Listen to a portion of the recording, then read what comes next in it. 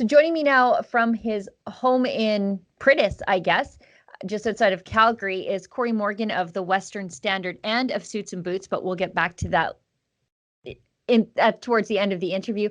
Corey, thanks for joining me. I wanted to have you on because I would suggest that not only have you been a conservative activist for a very long time, but I guess sort of a conservative insider from the outside.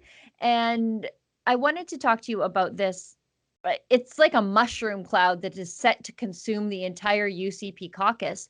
This out of country travel scandal, while the government had the rest of us locked down and were openly advising everybody to cancel non-essential travel while they were engaged in the most non-essential of all travel, Christmas vacations, I guess.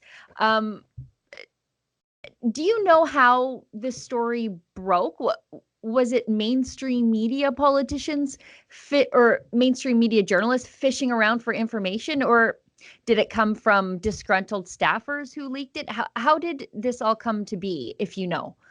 Yeah, I don't know where ground zero of this mushroom cloud actually is. It just started, and it went, as soon as even mainstream media and alternative media like ours, smelled the blood in the water, we started looking around, I think the fact that none of these guys were even really trying. Well, some were making an effort to try and hide it, which is what really ticked people off all the more because they knew they were doing something wrong. But it wasn't like they did a really good job of it. So it didn't take a lot of detective work to find out how many of these people were out of the country, and it exploded very quickly. Yeah, and it was funny because as this was breaking, I said to my boss, if these people were smart, and clearly they're not, No. they would be telling on themselves and at least taking the air out of the CBC bubble. And they didn't. They just kept letting it get broken by the mainstream media. And then it's a scandal as opposed to what, and I hate to say it, I hate to commend the Liberals on anything. But when the federal Liberals are doing this, and they are doing this, they are Yeah. not pushing Justin Trudeau out front to fall on his sword. They are telling on themselves and resigning.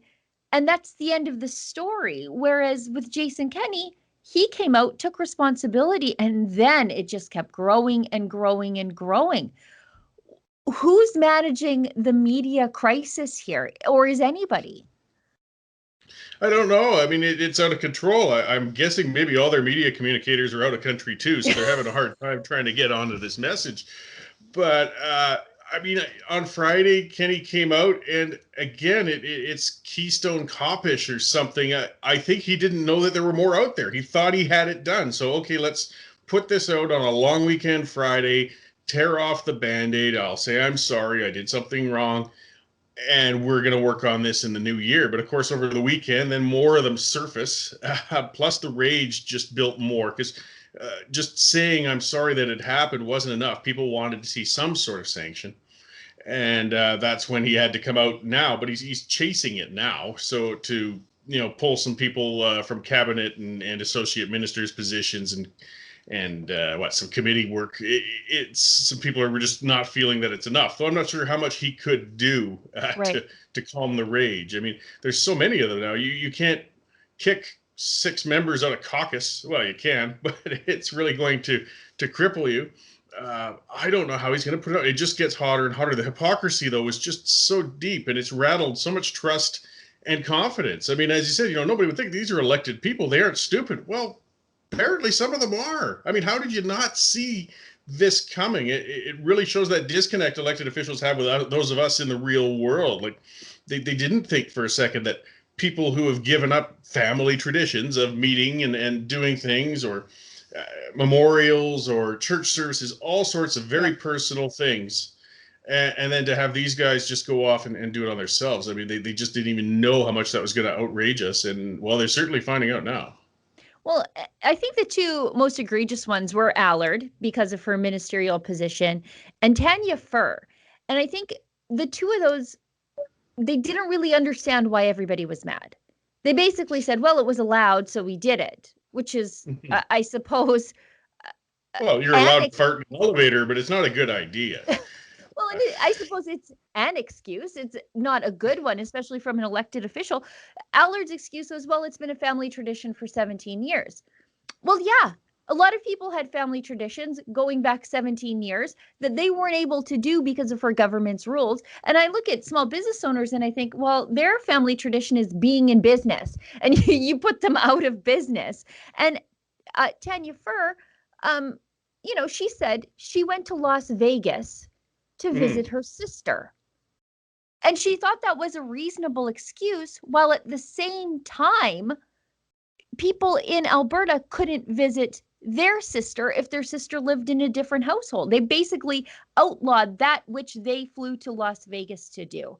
And they didn't understand the problem with it. It was more like, I'm sorry that I got caught. I'm sorry you're mad. But they couldn't really grasp what they were sorry for. And I think at the beginning, Jason Kenney also didn't grasp the problem. And I noticed that when he did his little speech about how important the airlines are. Yeah, I agree. Airlines are important. I want everybody to go back to traveling and flying and all those things. And WestJet is definitely important for the Western economy. But that's not why people were outraged. We weren't mad that they traveled to visit with their family. We were mad that they told us that we couldn't do it. Do you think Yes. Jason Kenney finally gets it? Oh, he's getting something. He's got to be. I mean, that's the thing that's surprising people, because Kenny's not stupid. Whatever he may be, Yeah. he's smart. So it's somewhere he just totally dropped the ball on this. Of course, he's been in Parliament for a long time, but he was never in a leader position. Maybe he underestimated just how bad that herd of cats he's trying to manage is. I mean, part of his first response was, it's kind of my fault because I didn't explicitly tell them not to go. And of course, everybody else's immediate response was, well, you shouldn't have had to. You told us Um, not to go. Like, it's on a yeah, government website. at least recommended. So it's just, and it just keeps burning. I think what they're praying for now is some sort of explosive issue to happen somewhere else in the world to distract people from it, because this thing just keeps feeding itself. People are furious. He's pulled out the magical combination. He's got everybody mad, left, right, and center at him. I mean, the pro lockdown people are furious because, well, again, we're pro lockdown. We want to keep everybody safe from this bug, and you guys are traveling all over the world. The anti-lockdown people, who grudgingly at least accepted that we're locked down for now, are even more furious because, again, we're doing this crap that we never want to do in the first place, and you guys aren't. So it's just, hypocrisy cuts deeper than anything else in politics. It really does. And some people don't understand that. They really don't. They're figuring it out. That's an excerpt from my weekly Wednesday night show, The Gunn Show. Now, normally the full show is sitting behind a paywall, but we thought you'd like this clip.